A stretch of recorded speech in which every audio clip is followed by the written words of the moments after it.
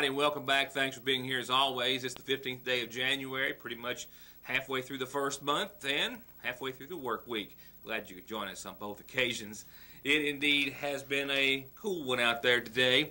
The good news is we made it relatively through unscathed as far as overnight and early morning weather was concerned, as far as the wintry weather that we had predicted and were maybe dreading a little bit. We did see some light precipitation, as you well know, but temperatures just couldn't fall far enough to change it over into any sort of a wintry mess or mix. And no harm, no foul. Glad to hear it.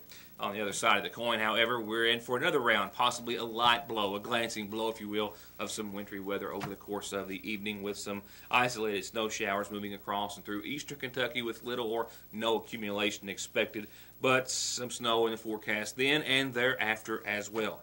Your updated forecast for you in just a few moments. That's about all that I will be carrying into tonight's program that we had planned as of just a few hours ago. I've more or less scrapped the entire programming lineup for this evening's show in lieu of not one, but in all actuality 3 breaking reports which have come across my desk. That will be our main focal points this evening. You may have to bear with us on a couple of occasions, as all of these have been put together here in just the last couple of hours. We'll get to all those in just a second. Before we get to local headlines and our focus thereafter, once we begin, there has been a fatal auto accident in eastern Kentucky, and it happened in the Pike County area. It happened last night, and it is related to a single vehicle accident after 55-year-old Lawrence Fleener of Prestonsburg. He was traveling west on 460 around 3:45 yesterday afternoon. He was traveling in a Jeep Wrangler. That Wrangler came in contact and struck a boulder that had rolled into the roadway on 460. That boulder part of a rock slide that had happened just moments before that accident.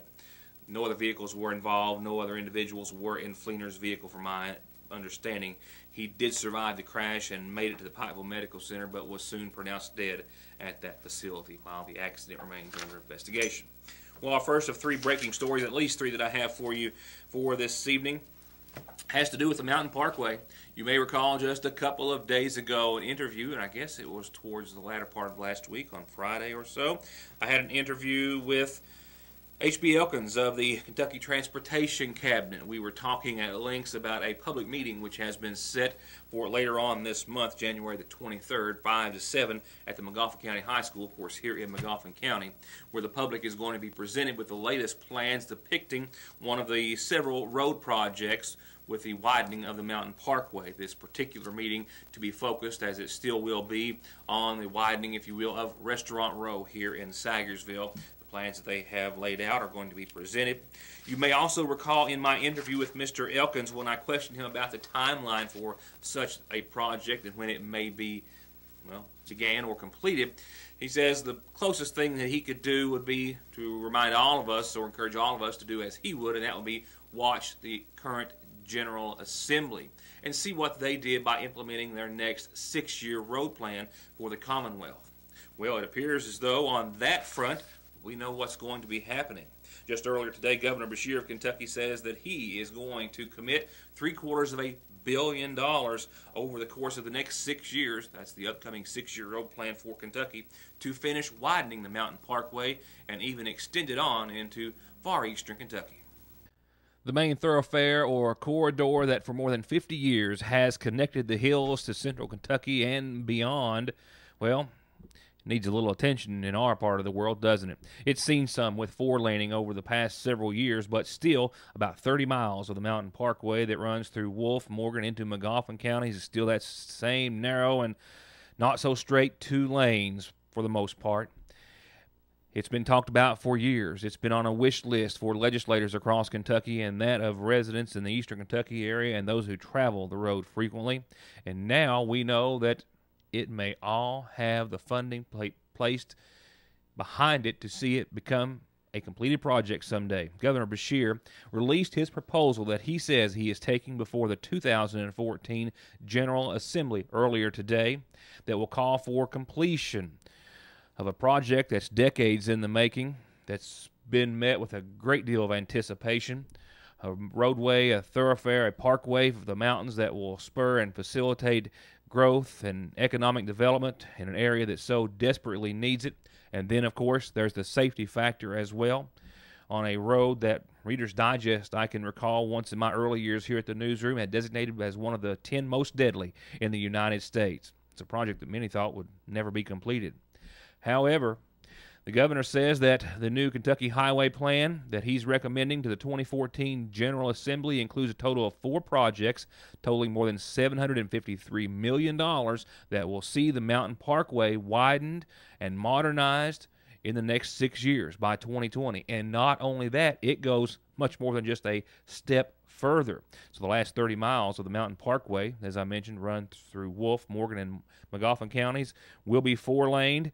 It will be modernized, new exchanges, new exits, and a modern platform, but it's also going to be extended. They're going to take the same thoroughfare and extend it all the way to Prestonsburg by 4-laning the next 16 miles, connecting 460 and 114, and then ultimately connecting with US 23. A 4-lane thoroughfare all the way from Winchester to Pikeville, Kentucky. It will consist of 4 projects. It will consist of a project on the Mountain Parkway from 205 in Morgan County to the Burning Fork Bridge in Salyersville. Also, US 460 from Burning Fork through the Restaurant Row area that you're looking at here. And another part of the project, or another project in and of itself, will be Kentucky 114 from US 460 at Salyersville to 404 at Prestonsburg, just as you come into the Prestonsburg area.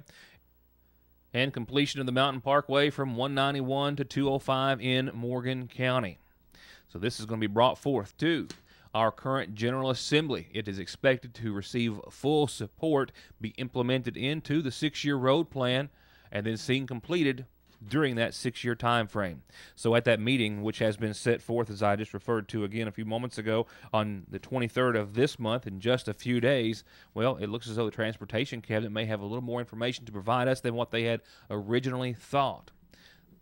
As far as construction dates and times and things of that nature, that's still too far out for us to have any details on, except to say that it is getting support all the way around, and it appears to be a reality for Eastern Kentucky, Magoffin County, Morgan, Wolfe, and all those thousands and thousands of people who travel this thoroughfare each and every day. From time and money-saving services like their overdraft protection, telephone and online banking services, to finding the right home, college, or car loan, to personalized checking and savings accounts designed around your exact needs, Salyersville National Bank is still your best choice and the same locally owned and operated bank that's been looking out for your family's financial health since 1902. Salyersville National, restoring the piggy bank population one savings at a time.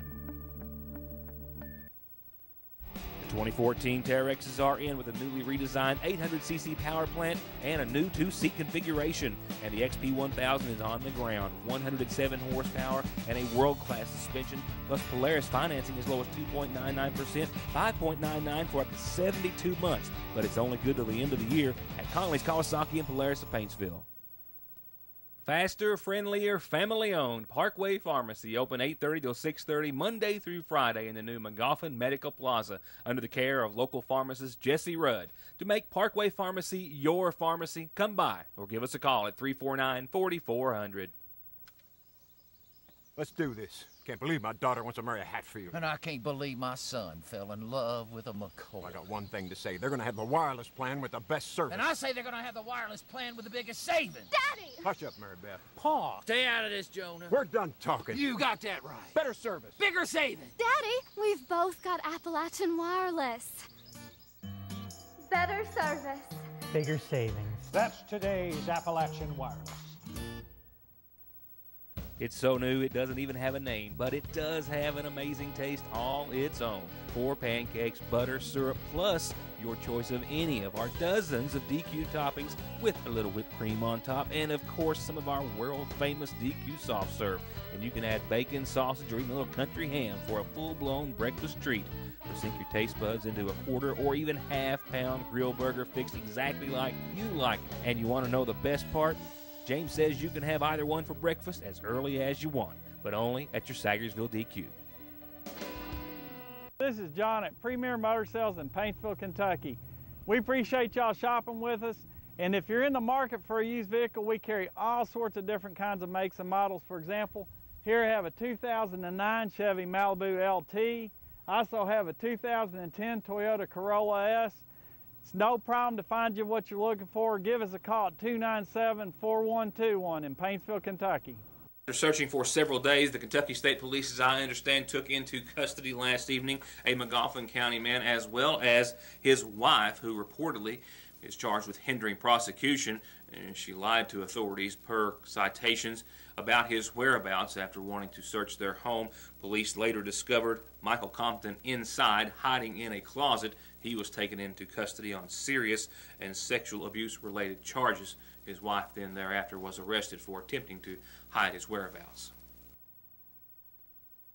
The Kentucky State Police have had in their possession an arrest warrant for sexual abuse in the first degree concerning a victim 10 years of age in the name of Michael Compton of McGoffin County. The warrant has been in effect for the past several days. Authorities, however, had taken that long to ascertain his whereabouts. They were able to arrest him last evening after going to the residence belonging to his wife, where they asked for consent to search the home. Compton was found inside and then arrested on the on the warrant of arrest for sexual abuse in the first degree, and then as well charged with hindering prosecution, disorderly conduct, menacing, and resisting arrest. Police citations indicate that Minnie Compton, once asked by police after she answered the door for a consent to search, granted authorities consent to search. The citation outlines how once inside they found a pair of muddy men's boots inside. She claimed those were hers and she had just come in from outdoors. However, a further search of the residence turned up Compton hiding in a closet under a pile of clothes. The wife was released on her own recognizance and has a pretrial conference set for the 27th day of this month, facing charges of hindering prosecution or arrest in the second degree, while Compton has a next court appearance, a pretrial conference, that being the husband, Michael Compton, set for January the 22nd. He's currently being held in the Big Sandy Regional Detention Center on the before-mentioned charges of sexual abuse in the first degree, a victim under the age of 12, the hindering, disorderly, menacing, and resisting charges, a $10,000 cash bond in his name. He has once again a pretrial conference set for January the 22nd. As for the abuse, the only other details on police records indicate that it was alleged to have happened several times over a period of several months. Now, coming up in a few moments, the last of our breaking reports that I've been working on, and this one is going to be a lengthy one, and it's one that will simply leave you discouraged and in disbelief, I suspect, as it has myself and a great deal of others today, adding insult not to just injury but to death, is what a McGoffin County woman says she has experienced today after a man was jailed. It all pertains to, just in part, an auto accident that took place in the parking lot of the McGoffin County Public Library last evening. That's only a small part of the whole story that we have uncovered. We'll get to that and the arrest of Chad Basham of McGoffin County in a few moments, but first we've got some other ground to cover, and that begins with tonight's community calendar. Brought to you by our friends, by the way, as always, at McGoffin Farm Bureau. A reminder for our McGoffin County senior citizens, tomorrow is Commodity Day at the McGoffin County Senior Citizen Center. That's right. Pickup times 12:30 till 2:30 for everyone on the active list. And a reminder, the number of boxes to be given out has been reduced by 12 boxes less in total due to cutbacks. However, that translates into the fact that those receiving 2 boxes per household will now only be allowed to pick up 1, but you can pick up your commodities tomorrow, 12:30 till 2:30 at the McGoffin County Senior Citizen Center. Revival begins tomorrow evening at New Life Worship Center. It's going to be Thursday, Friday, Saturday nights at 7. Special ministering each and every night. This is your official invitation to join them. Once again at New Life Worship Center. The McGoffin County Water District has sent me the following notice that they will be closed this coming Monday the 20th in observance of Martin Luther King Jr. Day.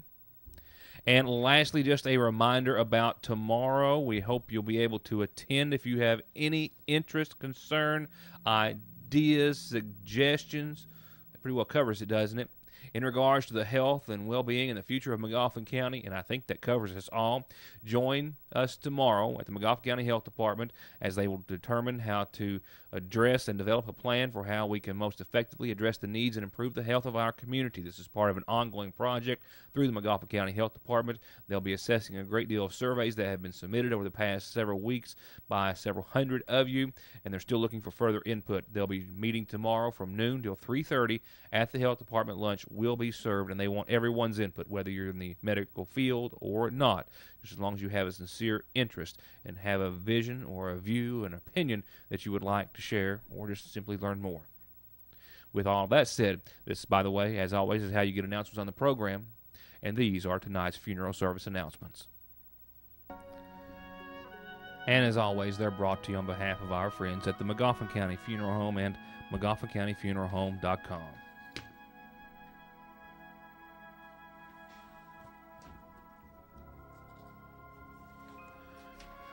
67-year-old Linda Lou Salyer of Salyersville passed away on the 13th, the daughter of the late Oscar and Edith Sherbine. She survived by her husband, Danny Neal, as well as sons Keith Lynn-Carr, stepson Michael Keith Salyer, daughter Catherine Lynn-Carr Snyder, and stepdaughter Ashley Michelle Salyer. Visitation begins at 8 o'clock this coming Saturday morning. Services begin the same afternoon, 2 o'clock, all of which will be from the Magoffin County Funeral Home Chapel. And the Magoffin County Funeral Home has sent us word of the passing of 69-year-old Jesse Miller of Salyersville, who lived on Salt Lake Road, who passed away on today's date. He's survived by his wife, Sheila Ray Rainsberger Miller, sons Jesse Eldon Miller, James Lee Miller, Jeffrey Douglas Smith, Jason Lee Miller, Jeremiah Love Smith, and Jackie Amos Miller, daughters Ruthie Marie Suter and Sheila Louise Lemaster. Services are still being arranged and to be determined at a later date, once again in honor of 69-year-old Jesse Miller of Salt Lick in Magoffin County.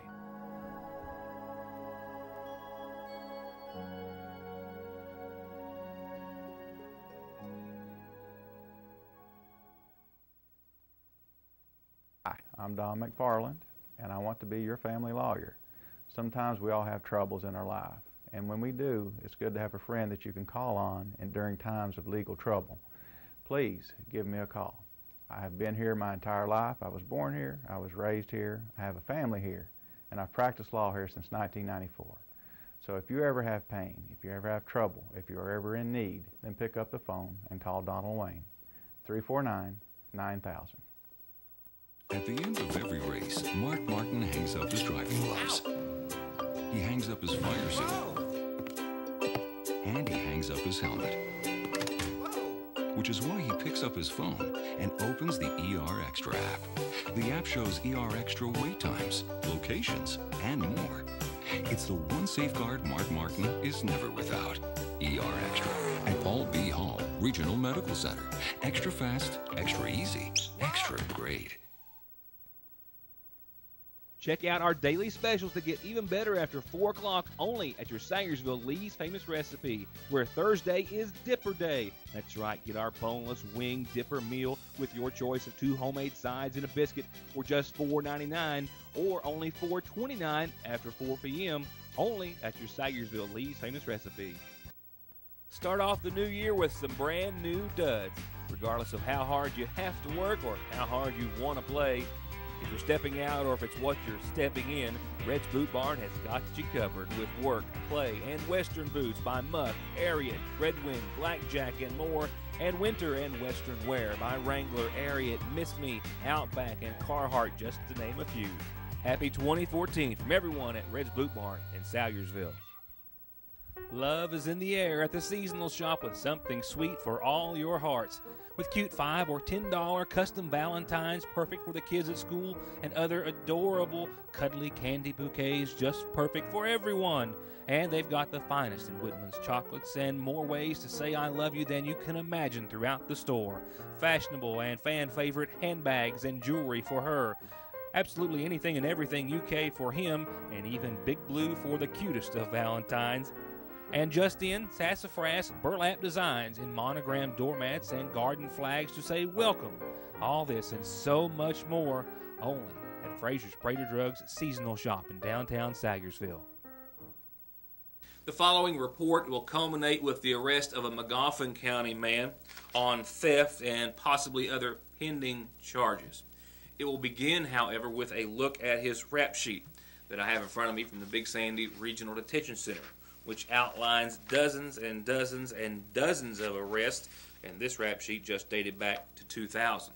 And this, of course, just for the one facility. Chad Basham of Salyersville, just in the Big Sandy Regional Detention Center alone, has been arrested more than 44 times, that doesn't count this morning's arrest, since February of 2000.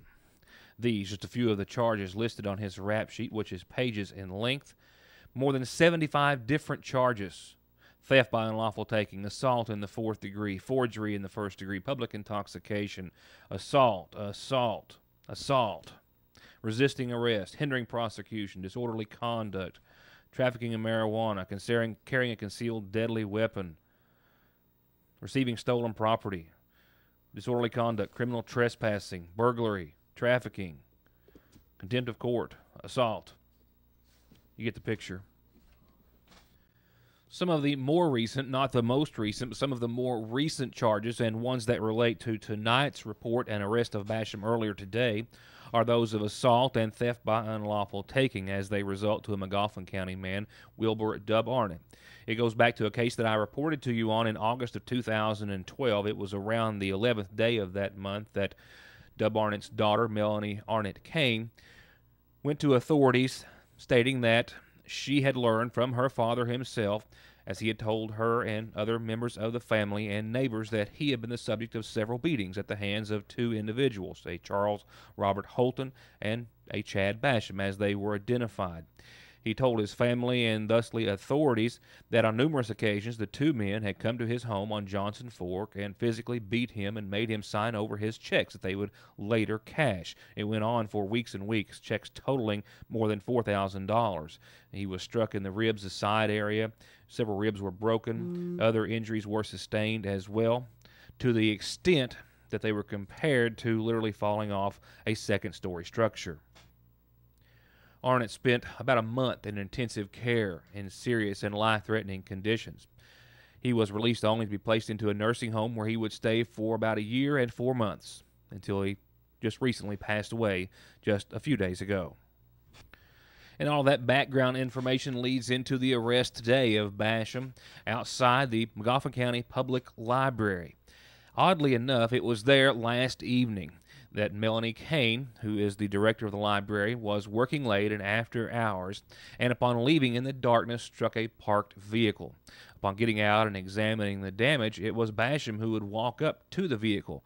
She questioned him as to whether or not it was his vehicle that she had just ran into and caused some damage. He said yes, went over to the vehicle, examined it as anyone would do, went over some of the damages to the vehicle, and she offered to call the authorities and have a police report done and have it turned into her insurance company.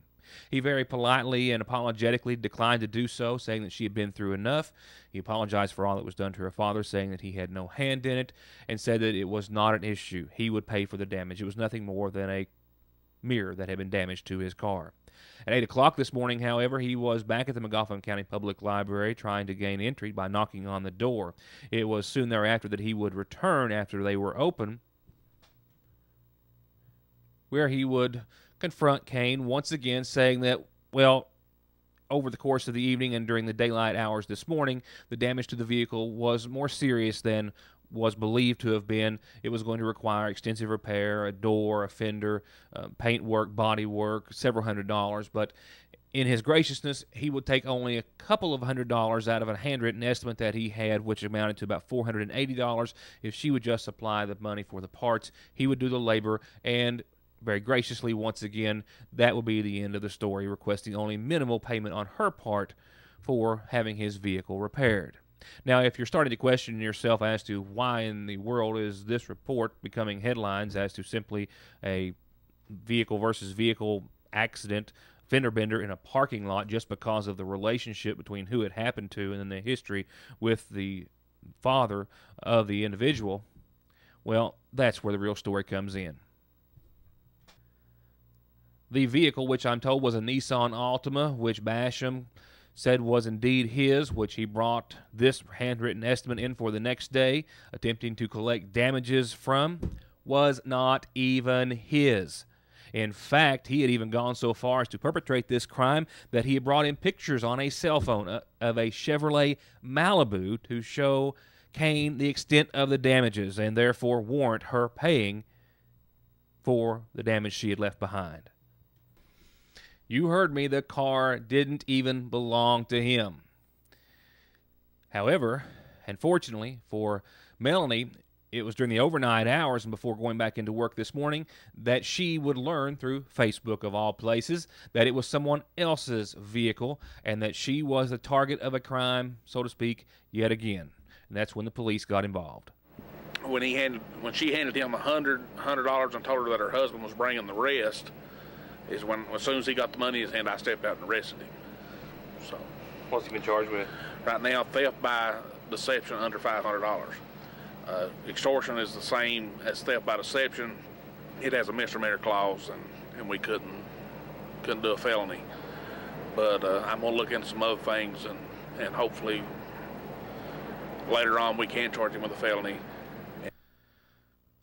Kane had called authorities, specifically Chief of Police there that you just heard from, Matthew Watson, and he was actually in the library and in an adjacent room looking through a door that was cracked and listened to the entire story and watched the money change hands. And it was at that time, as you heard him say, that he arrested Basham and placed him into custody and took him to the Big Sandy Regional Detention Center, where he should be very well accustomed.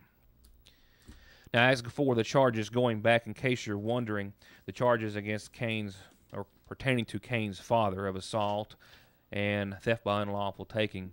To Melanie's knowledge, those charges were waived over to a grand jury for Basham and the other man allegedly beating him on several occasions and possibly even to some degree resulting in his death. But to her knowledge, they were never presented to a Magoffin County grand jury, and after being held for a period of about 3 months in jail, they were both released. And that, for now, is the report. I do suspect at some point there will be more to come. All right, last order of business is your Licking Valley RECC forecast, and I'm running out of time, never out of news. We'll get to much more, and I've got a complete schedule for the next several days, and a lot of big things we'll be covering. And that will begin early tomorrow, so tune in tomorrow to find out what we've got on tap. With that said, isolated snow showers moving across eastern Kentucky through this evening. Little or no snow accumulation is expected. Topped out at 42 today. I suspect tonight we'll see a low of right around 18 cold, chilly degrees. Here's your Thursday forecast staring at you, 38 and 29 for your high and low. We'll see the sunshine return tomorrow, and then tomorrow night, I'm going to say after a chance of flurries tonight, and that chance is just about gone. So really no wintry weather expected tonight. But tomorrow night, we get in on a little better of a chance with a 40% chance of some snow, mainly after 9 o'clock tomorrow night. So more so Friday morning is when we have a chance of seeing a few flakes flying around and lying on the ground, as that 50% chance of snow will carry into your Friday. So 38 and 29 on your Thursday for your high and low, and we're looking at the low 30s on your Friday as we round out the work week and get ready to go into the weekend where we're going to be stuck in the 30s again. That, for now, is my time, ladies and gentlemen. Thank you so much, as always, for being a part of it, and we'll see you back here tomorrow for more of Your News Today. Good night.